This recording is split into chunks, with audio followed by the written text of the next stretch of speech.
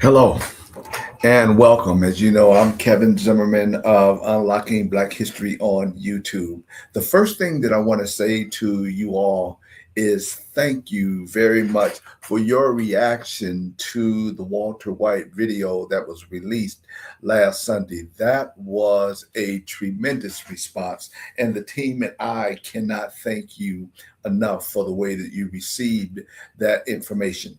As you know, on these live streams, we discuss the key takeaways from the video. And to highlight today's keys takeaways from the Walter White video, we're going to go over Walter White's life. And in this video, in this live stream, I'm actually going to expound on some of my personal life as well as the life of President Barack Obama. Okay, and so when we start there, I want to say to keep the discussion factual and persuasive. I want to look at some key takeaways here. The first takeaway that I hope that you got from the video, along with your own that you may have created, that I highly respect. So one that I hope that you got away is the issue of appearance versus identity.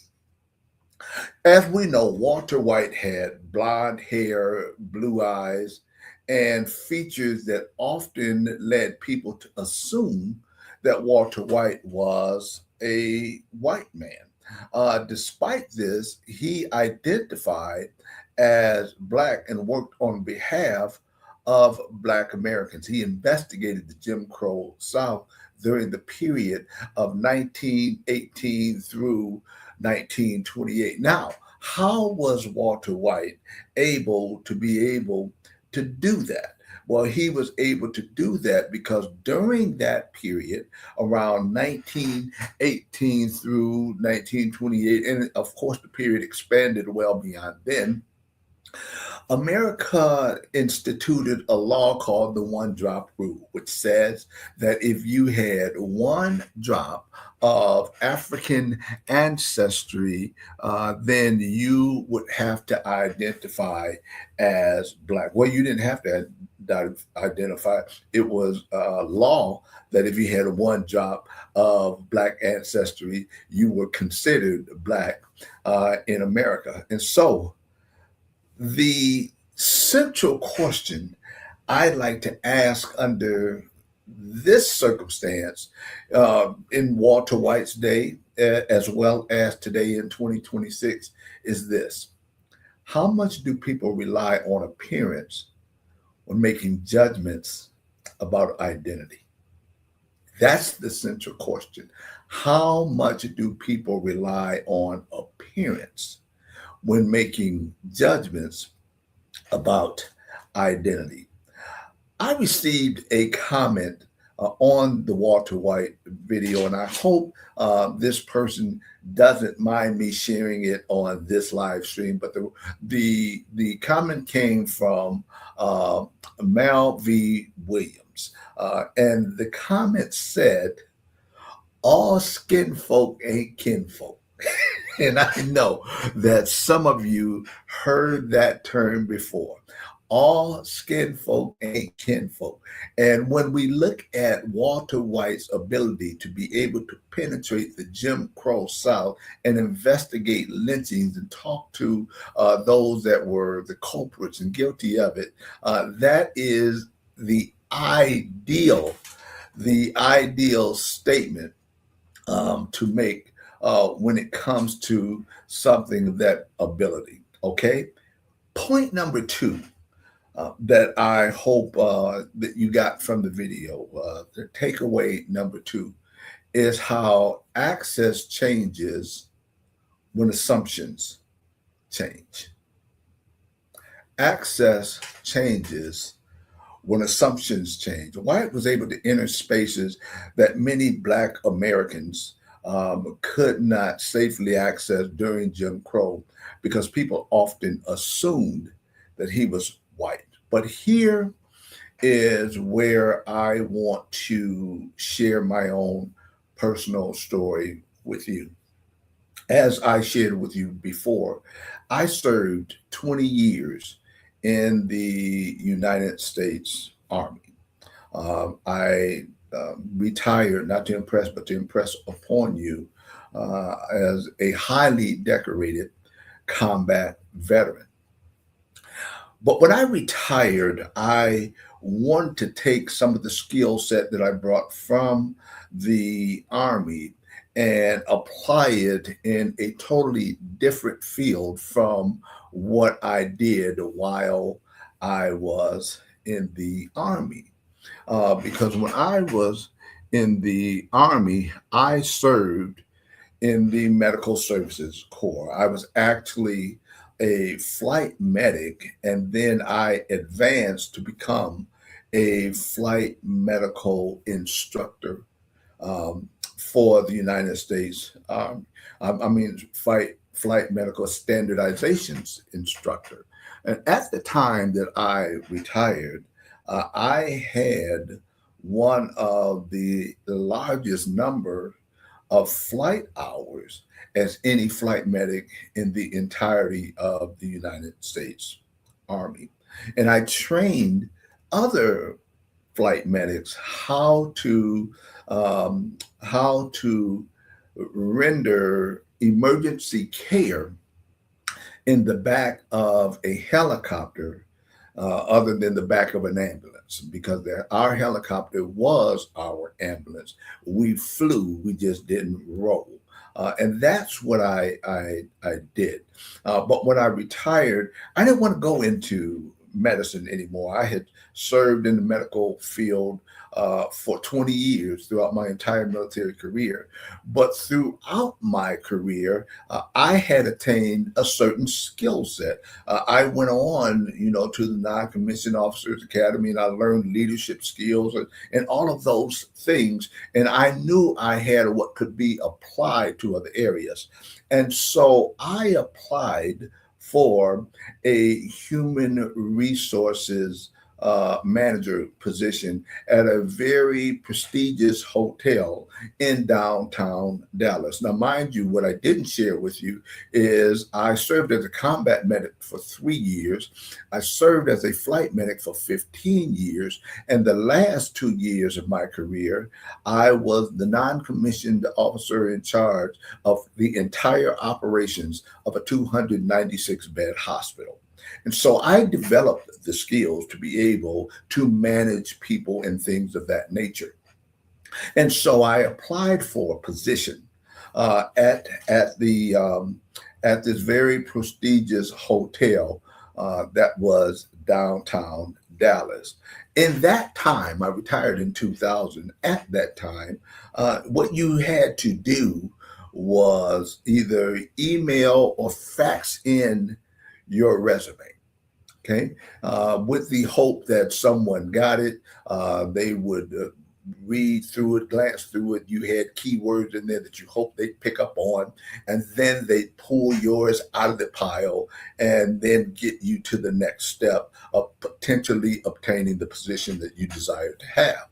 So that happened. The very next day, I received a call from a lady, and that lady expressed to me that she saw my resume and she read through my resume, and she felt immediately that she wanted to call me. And she jokingly said, because I didn't want to risk losing this talent.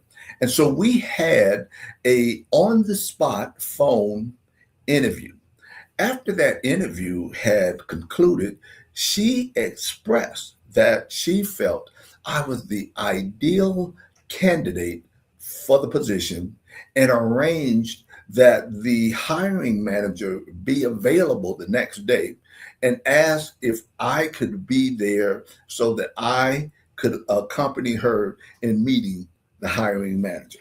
Now, I have a military background. I knew also from my training the role that you have to play, even in your transition. The Army even develops you for that. I understand that now I'm supposed to show up in either a black suit, a banker blue suit or a gray suit. You have on a white shirt and a power tie.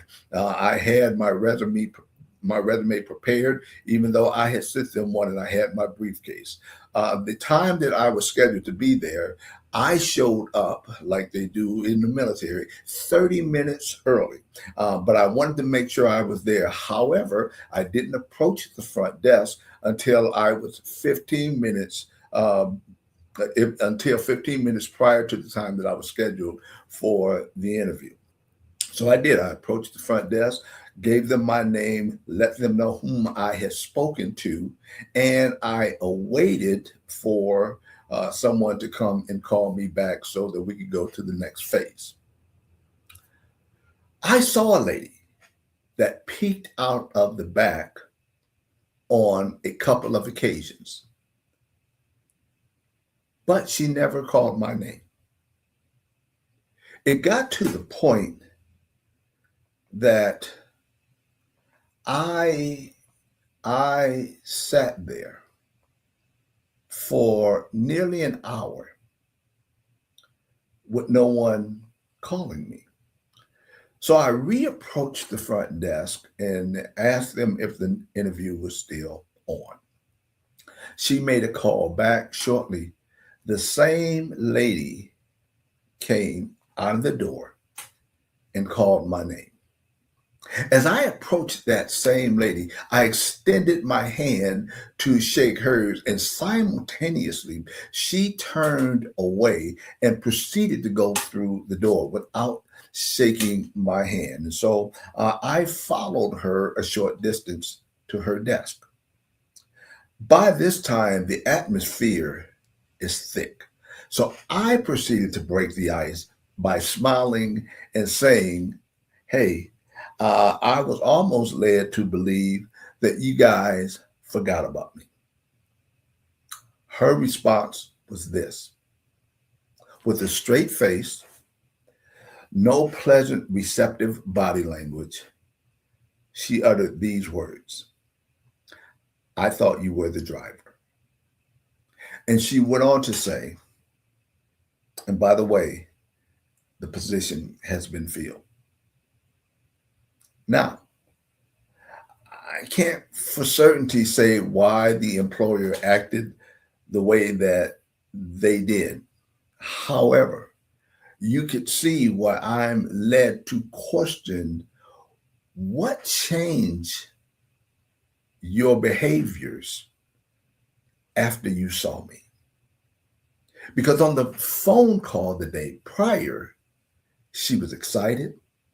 She had positive energy. She wanted to represent me or to bring me before the hiring manager, who I can only assume was her boss, and say, "I got the ideal candidate." But when I showed up in person and Kevin Zimmerman happened to be Black, things changed.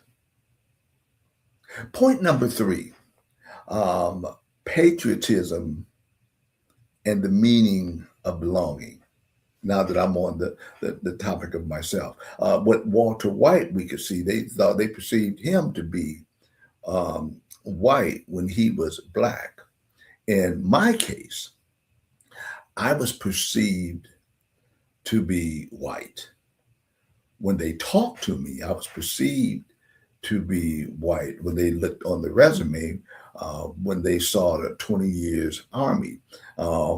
Why? I'll talk about my name in a second. But what does the military suggest? The military, when they see that, when people see that today, some associate patriotism with the way a certain with an idea of blind loyalty. I would say that. But I want you guys to know, when I went in, for me to describe patriotism, patriotism doesn't have to mean uncritical pride. patriotism isn't unquestioning loyalty or believing in a country that has always treated Black Americans unfairly. My patriotism is not rooted in mythology. It is rooted in understanding that my ancestors built this country, defended this country, fought for its ideas, and expanded its democracy, even when democracy did not include them. And I continued that tradition when I served in the military. That's what the commitment means to me.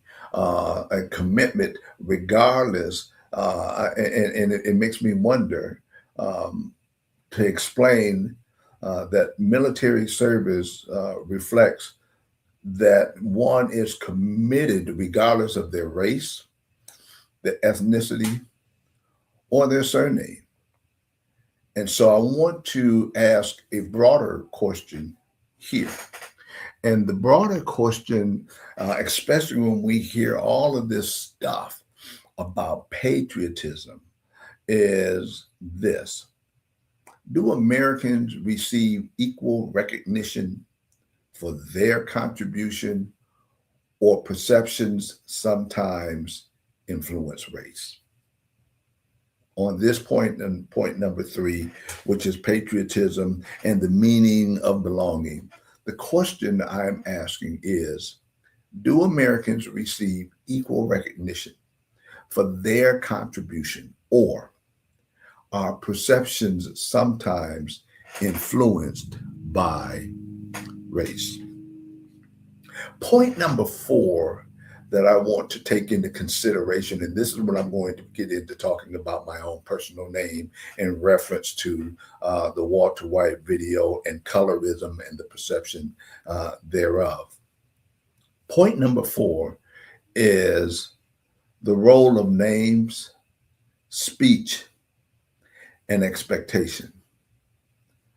The role of name, speech, and expectation. I want to talk about here how names can shape expectations before people meet the person. For example, my last name is Zimmerman. Zimmerman is of German ancestry. And so when I think about the lady who got my resume, and she looked on the top of the resume and she saw my name as Kevin Zimmerman, I can't help but to believe that she was under the perception that I was of European descent.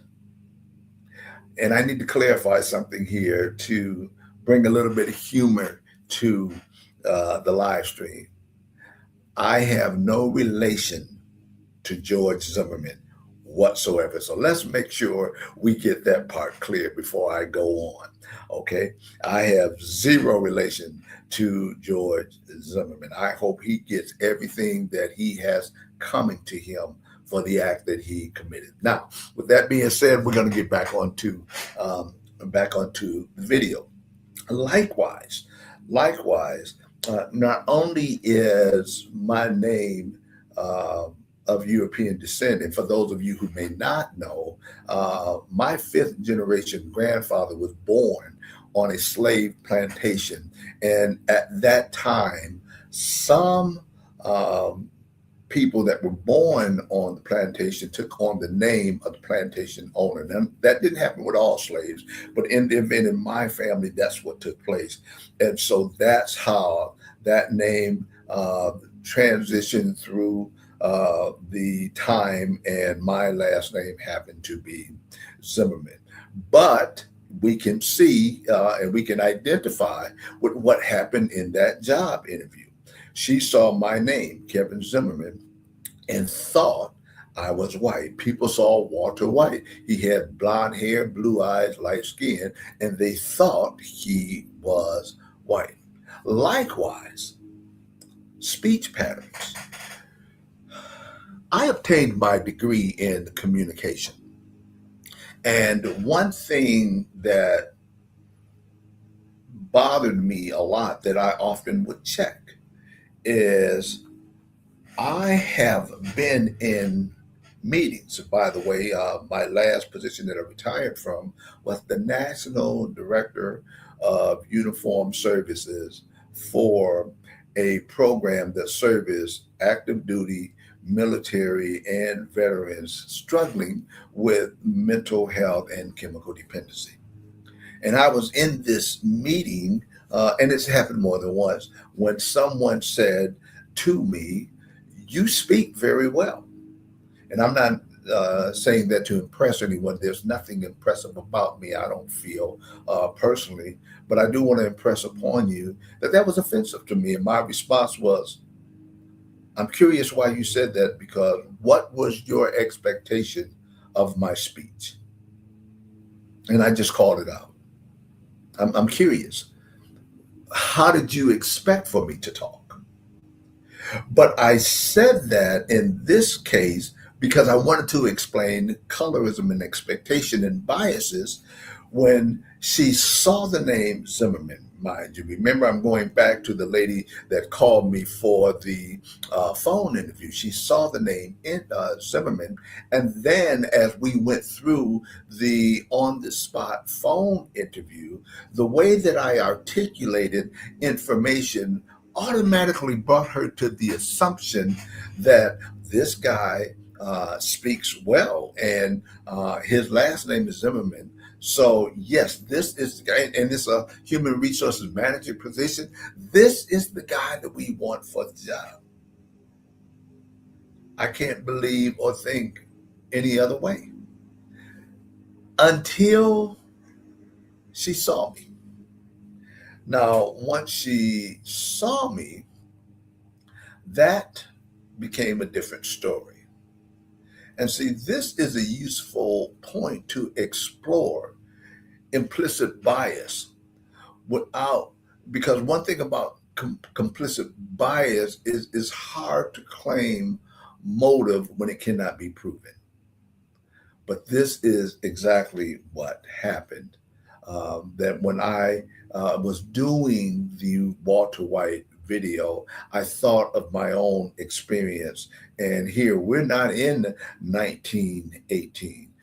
This is the 21st century when I experienced what I experienced. And we see that patterns that develop and form in America when it comes to the plight of blacks in America, they don't disappear, they just evolve.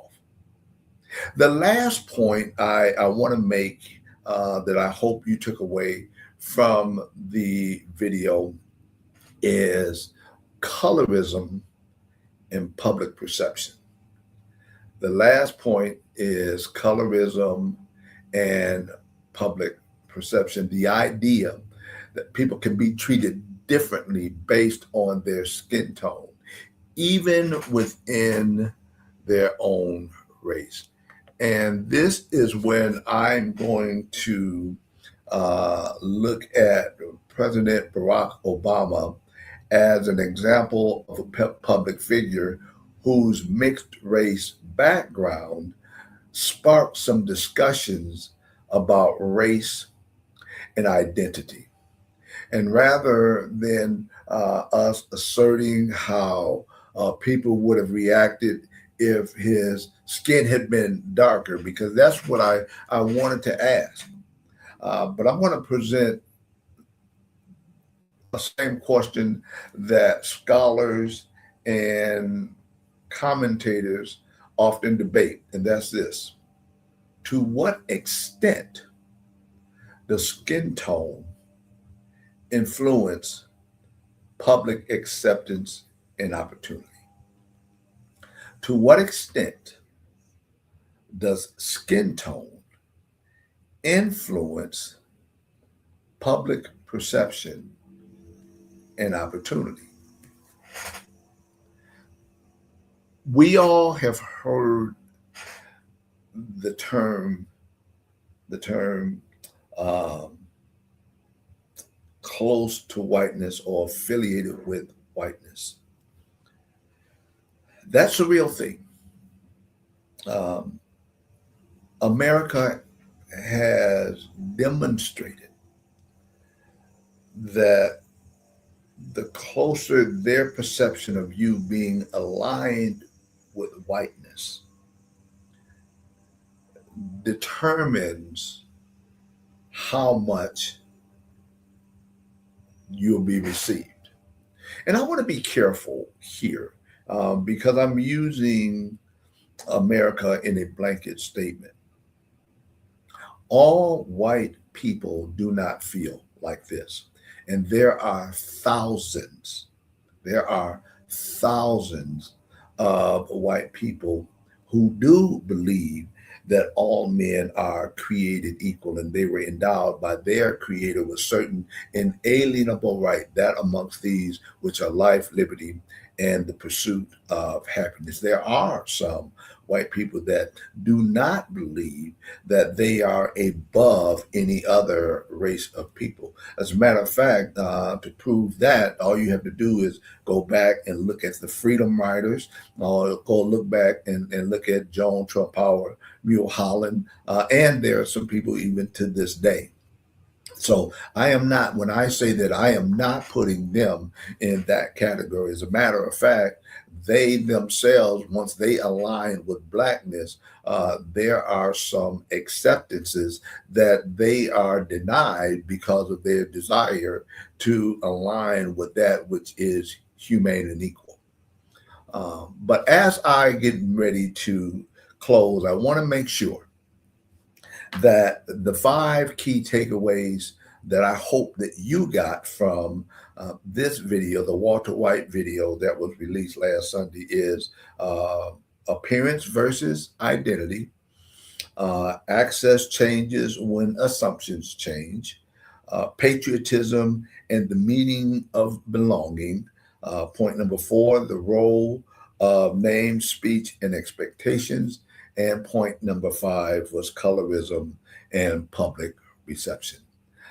Before I close out here, I want to share with you, we have now reached the month of June. We're halfway through the year. And so the upcoming videos that are going to be released in the month of June are going to be from the slavery prior, well, from the point where slaves were sold out of Africa into the transatlantic slave trade, all the way through the plight of blacks in America, all the way up to 2026. And the way that I'm going to do that is we broke it down into 3 parts. However, part number 1 is going to come out this Sunday.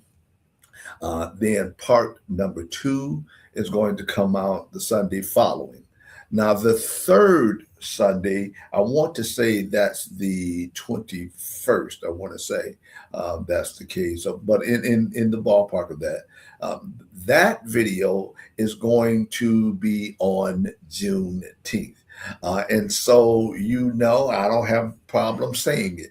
On Juneteenth, my wife, Mari, and family from the Boston area and family from the Atlanta area, we're converging we're going to be converging in Chicago, and we will be there for the grand opening of the President Barack Obama Presidential Library. And he's doing that on Juneteenth.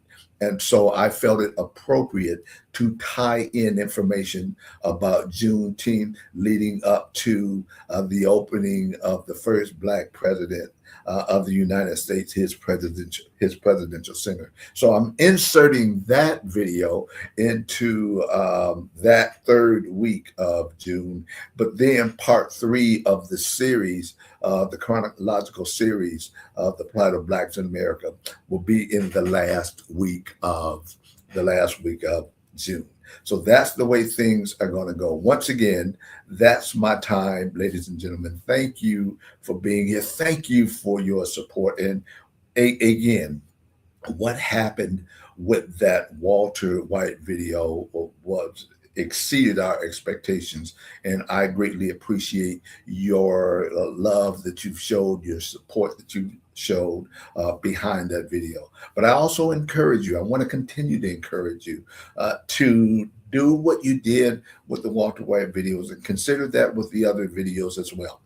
When I see those videos, I take family members and I sit down where we're fortunate enough to have a theater type setting, and I put those videos projected up on that movie screen. You can do that, with your movie screen. You can do that on your TVs. We have smart TVs now where you can bring the family together, project the video up on the television. You can look at it on your desktop computer. You can look at it on your laptop. And I'm telling you, I appreciate the way that you're sharing it on your phone. But we will not allow anyone anywhere to erase Black history, not on my watch. So thank you all once again. I hope you got something out of this. Please feel free to comment. And if there is, last thing, if there's anything that you would like to see a video made on, by all means, reach out to me. You know, I'm on Unlocking Black History on YouTube, and I'm on Unlocking Black History. We have the page on Facebook. Reach out to me and let me know your views and your ideas. And we do have an extensive schedule here, but if the opportunity presents itself, I certainly want to respect your request. So with that being said, I'm going to let you go at this point in time. Have a great day, and you all take care. Thank you.